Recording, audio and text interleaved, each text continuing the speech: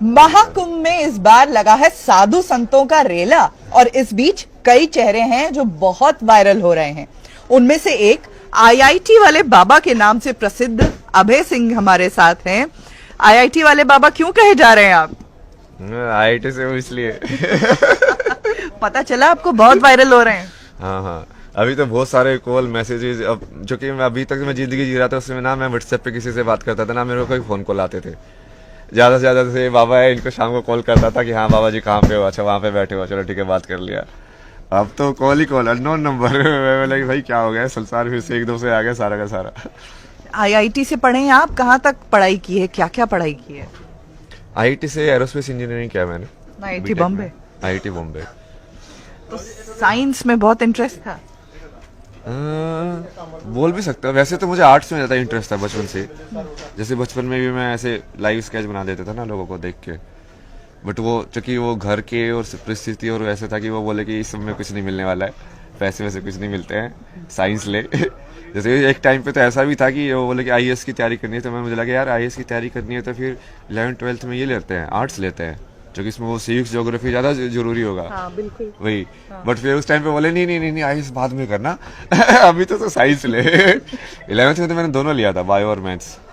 12th में फिर एक ही कर दिया, मैथ्स। तो इंजीनियरिंग करने के बाद फिर इंजीनियरिंग किया, फिर इंजीनियरिंग में फिर वो सवाल जो था वो उससे समझ में आया कि यार ये इंजीनियरिंग तो ठीक है, पैसे भी कमा लेंगे, बट कुछ ऐसी चीज़ करनी है जो कि पूरी लाइफ भर तुमको खुशी दे या रस दे या जो इंटरेस्टिंग रहे। तो उसको देखते हुए फिर मुझे वो अपने पुराने वाले वो याद आई कि हाँ तेरे को इस चीज़ में तो बहुत इंटरेस्ट है। जैसे वहाँ पे भी फेस्ट वगैरह में तुम ऑर्गेनाइजर होते हो ना, हॉस्टल में भी जैसे फोटोग्राफी, फाइन आर्ट सेक्रेटरी, ये सब बनना, तो तुम इस एरिया में इंटरेस्टेड थे। तो फिर उस एरिया को मैंने सीरियसली परस्यू किया, फिर उस एरिया में फिर डिग्री ली मास्टर्स इन डिज़ाइन करके, विजुअल कम्युनिकेशन। और उसके बाद इसके बाद जॉब किया ट्रैवल फोटोग्राफी का। ये इसमें गवर्नमेंट स्पॉन्सर्ड एक प्रोजेक्ट होता है, डी सोर्स करके, आईआईटी का ही प्रोजेक्ट है वो, प्रोफेसर का।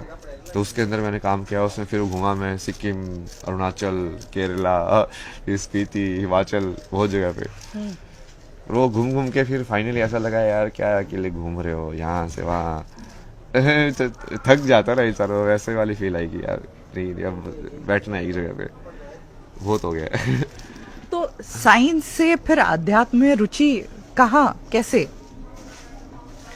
साइंस से आध्यात्म में रुचि मतलब नहीं बोलेंगे उसको वो बोलेंगे कि तुम्हारा सवाल जो था वो शुरू में कैसा था कि जिंदगी को जानना है या जिंदगी में करना क्या है उसको जानना है, कि कौन सा ऐसा कार्य करना है जिसे तुमको फिर से करना है क्या? बोलो कि स्टार्टिंग में जैसे सवाल था कि जैसे मैंने बताया ना कि आईआईटी में पहुंचना था सिर्फ, फिर आईआईटी में पहुंचने के बाद वो सवाल बदल गया कि अब तुमको ज़िंदगी में करना क्या है। ठीक है पैसे तो कमा लोगे, बट कौन सी ऐसी चीज़ है जो तुम्हें खुशी दे रही है। जैसे हो सकता है कि आपने भी रिपोर्टर इसीलिए बने हो, आपको ऐसा लगा कि यार ये वाले काम करने में मेरे को जीवन का मकसद मिले, मतलब वही ना, वही ढूंढते लोग। बिल्कुल बिल्कुल। तो वो वाले ढूंढने के लिए कि हाँ अच्छा मेरे को इस चीज़ में मेरे को ज़्यादा इंटरेस्ट होता है, और इस चीज़ में स्टार्टिंग में तो मैं डॉक्यूमेंट्री फोटोग्राफी में ज़्यादा इंटरेस्ट था, स्टोरी टेलिंग में। तो उसके हिसाब से जैसे मेरे प्रोजेक्ट जो थे मास्टर्स में वो वैसे वाले ही थे। एक फिल्म बनाई थी मैंने कि effect of children on domestic violence का चिल्ड्रन के ऊपर क्या इफेक्ट होता है। ये बताइए कि लास्ट जो आपकी सैलरी थी वो कितनी थी? लास्ट सैलरी इंटरेस्ट आप लोगों का यार। लास्ट सैलरी मतलब जैसे वो ठीक है वो कनाडा के हिसाब से ज़्यादा लगता है, वो मान लो कि 2.5-3 लाख। वैसे बाद में तो बहुत बढ़ गया, जो कि आवरली होता है ना उनका रेट। तो जब बाद में मैं काम किया था तो मैं ऐसे $40 पर आवर टाइप से 45। तो इंडियन करेंसी में 2.5-3-4 लाख कह सकते हैं। हाँ 4 लाख महीने के मान लो, 4 लाख तो हो ही जाता है। बट वहाँ पे खर्चा भी वैसे ही होता है, मतलब 4 लाख तुम्हारा है तो 2 लाख तुम्हारा एक्चुअली रेंट है।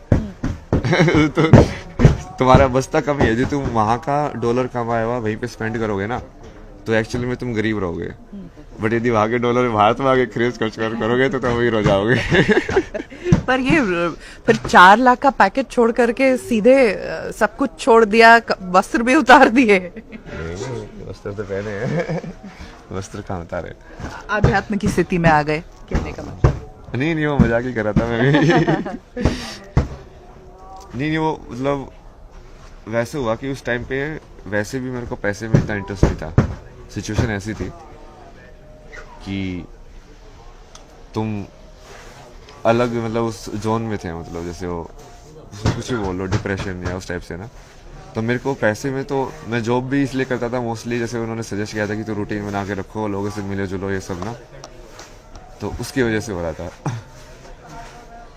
तो कंप्यूटर से शुरुआत हुई और अब आप कह रहे थे कि फोन भी ज्यादा इस्तेमाल नहीं करता। नहीं करने को तो मैं करता हूँ वैसे। मैं तो पूरा फ़ोन का आर्किटेक्चर और ये पूरा समझता हूँ कि हाँ इसमें iOS कैसे, ऑपरेटिंग सिस्टम कैसे डिज़ाइन करते हैं सब।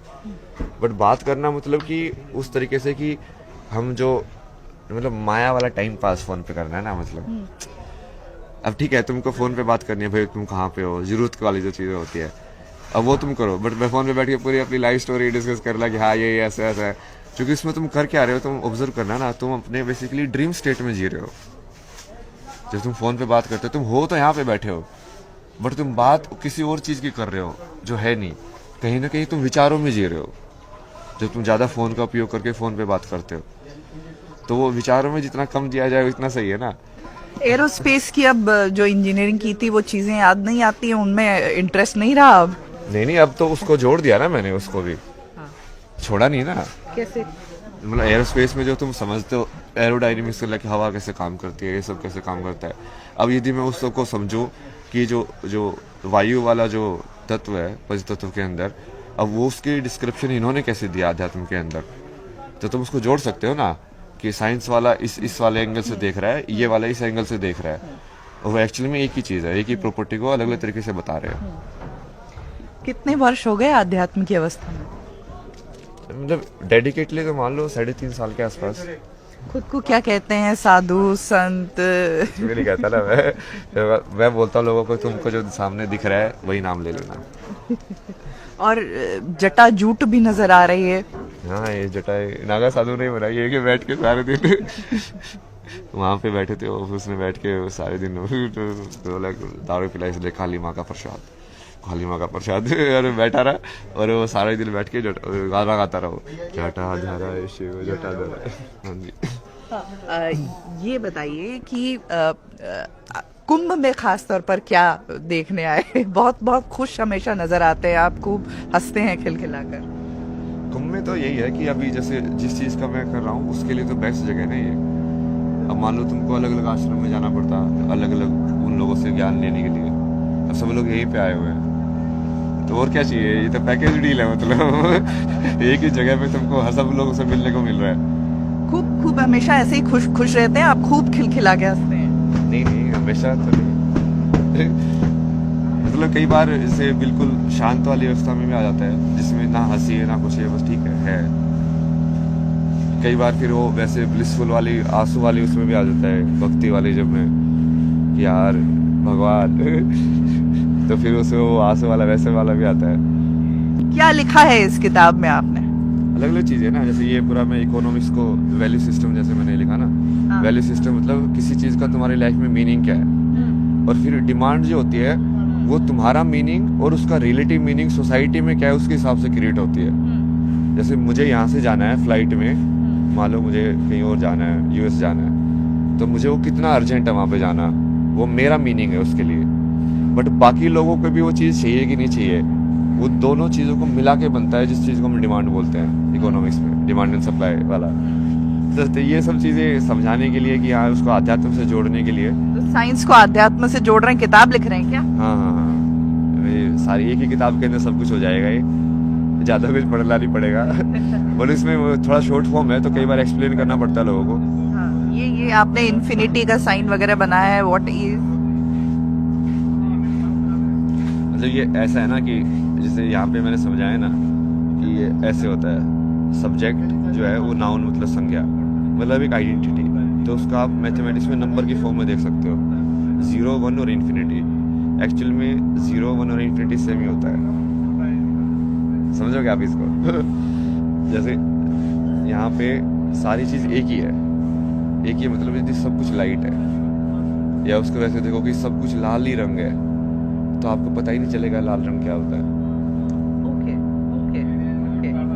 और ये शेप्स बड़े बढ़िया आपने बना रखे हैं। हाँ, ये नंबर्स के हिसाब से भी देख रहा था ना मैं इसको, कि जैसे 3 से फिर ये 4, फिर ऐसे 5, फिर 6, और फिर इसके अंदर तुम कैसे कैसे जो है डायमेंशंस बढ़ती रहती है शेप की, कि उसी को जैसे ज्योमेट्री जिसको बोलते हैं, जैसे ट्रायंगल जो है वो पहली क्लोज्ड फॉर्म है जो 3 साइड से बन सकती है। ट्रायंगल से पहले जो है वो ओपन फॉर्म रहेगा ना ऐसे, जी।